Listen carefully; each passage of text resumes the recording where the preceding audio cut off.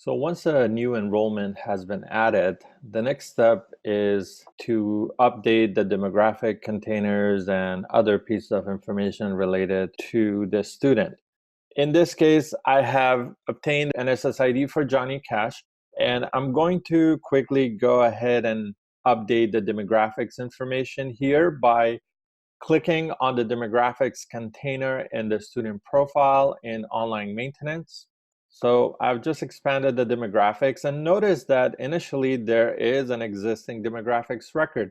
As we mentioned earlier in the previous module, whenever you obtain a brand new SSID for the student, the system automatically creates the initial student demographics information because some of that information is already available in the student enrollment form.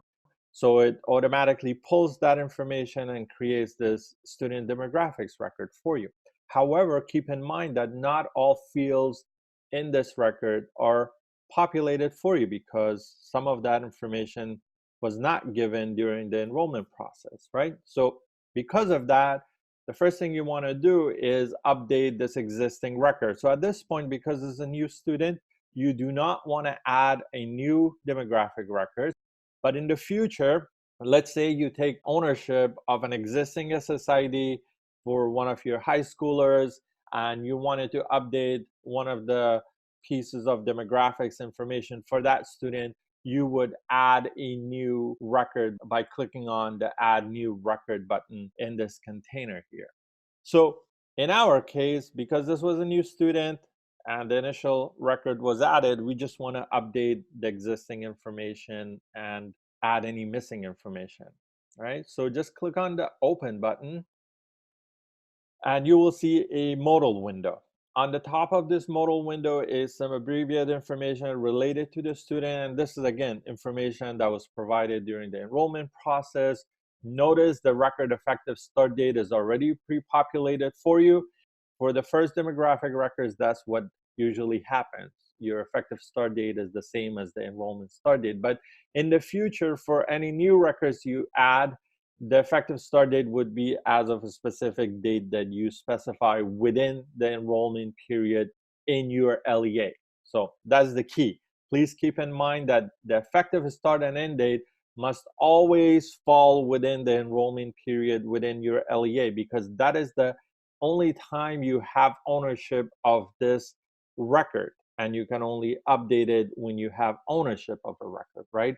So if we scroll down to the student information section, you will notice some fields are already pre-populated, right? Such as the first, last name, the gender code, as well as the birth country and state, because this was provided during the enrollment process. However, there are a couple of fields that you should really pay attention to. One of them is the enrolled in U.S. school less than 3 cumulative years indicator, right?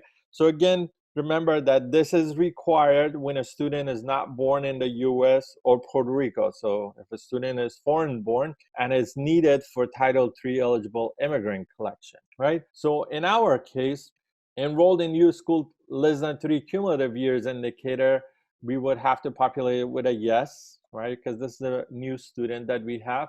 And also the initial U.S. enrollment date. This again is required for all of your English learners and foreign-born students aged 4 or older. And that includes any enrollment in private or public schools, right? So the initial U.S. school enrollment date for our student, because he's a kindergartner and was just enrolled for the first time in a California public school, right, is August 7th.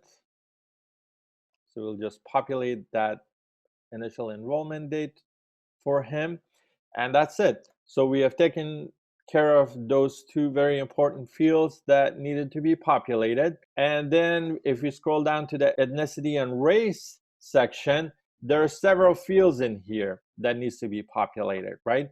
Starting with the Hispanic ethnicity indicator. So whatever information you know you need to provide for these fields. And please remember that there are some cross-field validations that will take place in here as well. And by that, I mean that if you populate one field in a certain way, then the system may require additional fields to be populated as well, okay? So Hispanic ethnicity indicator, our student is not Hispanic. So in this case, we would just say no to this. And then ethnicity missing indicator, this is asking you if ethnicity was missing. And in our case, we would say no.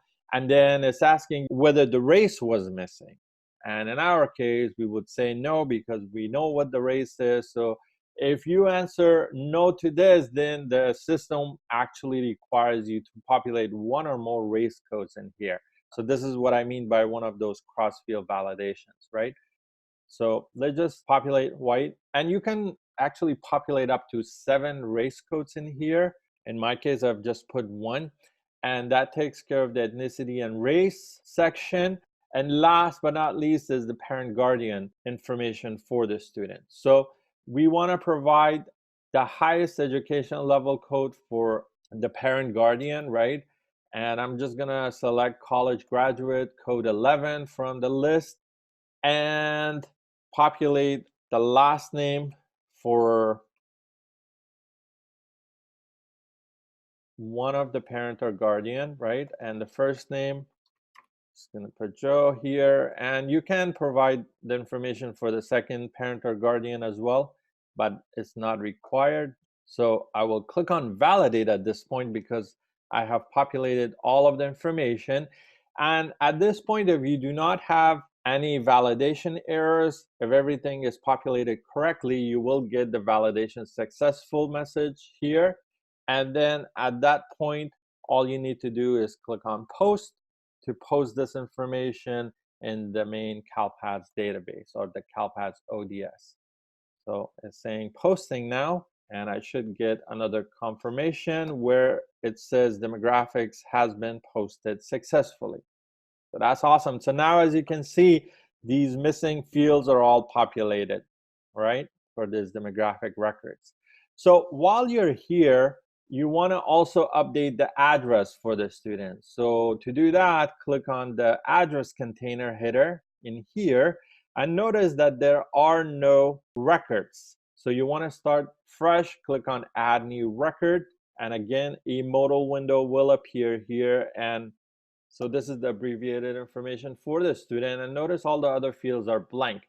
So again, the effective start date, we want to populate this, and in our case, the student started August 7th, so we want to set the effective date as of that date, right? And then what is the address, residence address information for, or the mailing address for this student? So we would just enter the address in here and address line 2. If you have an apartment number, you would populate it here. So I'm just gonna say apartment 2 and residence city. So let's just put San Ramon, California right here, and the zip code. So the zip code is 11373. So a couple of things for you to remember here. When you are entering addresses in CalPADS, it does not validate against the US Postal Service's address database. CalPADS does not do that kind of cross-validation with USPS. However, it does do certain validations related to the fields. For example, it ensures that address line 1, for example, is populated. It ensures that the resident city, state, province is populated, as well as the zip code. However, it does not do validations where it checks that the city matches the zip code, right? And the state. It will not do that. So for example, if I put San Ramon here and I put for state Alaska and I put a zip code of 11373 in New York City, as long as the format is correct, the system will accept it. So if I click on validate, notice that validation will be successful, right? So just keep that in mind. So it's really important that you enter the correct information for the address. Why? Because this information is used for matches and searches for certain things in the backend for CalPADS, right? An example of that would be direct certification. So if you don't put the correct information and it differs from the address information that's provided for social services, then you will not get a direct certification match for the student. Same for Medicare and all of those other matches that happens for direct certification. So that's why it's really, really important that you pay attention and populate these fields correctly. Validate this now, and everything looks good. I will go ahead and post, and that takes care of my student information update in online maintenance, which includes the student demographics as well as the student address. So the data population for the other containers will be discussed in the related data population training.